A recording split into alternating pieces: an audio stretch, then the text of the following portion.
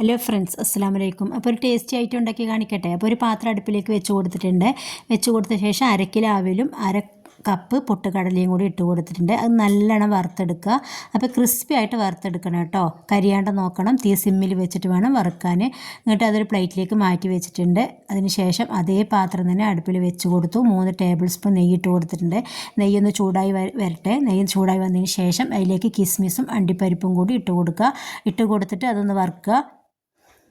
അതിലേക്ക് പിന്നെ അരമുറി തേങ്ങയാണ് ഇട്ട് കൊടുക്കുന്നത്. അരമുറി തേങ്ങ ഇട്ട് കൊടുത്തിട്ട് നല്ലോണം വറുത്തെടുക്കണം.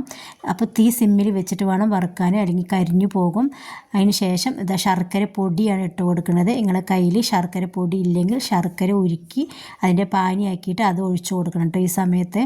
എന്നിട്ട് തീ സിമ്മിൽ വെക്കണം. എന്നിട്ട് പിന്നെ ഇതാ കുറച്ച് വെള്ളം ഇട്ട് കൊടുക്കുന്നുണ്ട്. വെള്ളം ഒഴിച്ച് കൊടുത്ത ശേഷം നമ്മൾ വറുത്ത് മാറ്റി വെച്ച അവിലിട്ട് കൊടുക്കുക. അപ്പോൾ ഞാൻ അവിൽ വിളയിച്ചതാണ് ഉണ്ടാക്കുന്നത്. അപ്പോൾ ഗൾഫിലേക്കൊക്കെ നിങ്ങൾക്ക് കൊടുത്തു വയ്ക്കാൻ പറ്റുന്ന ഒരു ഐറ്റമാണ്.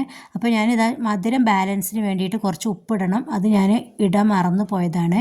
അത് നമ്മൾ വെള്ളം ഒഴിച്ച ടൈമിലാണ് ഇട്ട് കൊടുക്കേണ്ടത്. എന്നിട്ട് നല്ലോണം മിക്സ് ചെയ്യുക.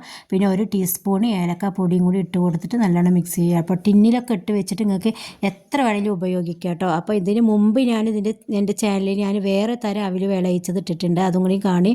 Okay, by.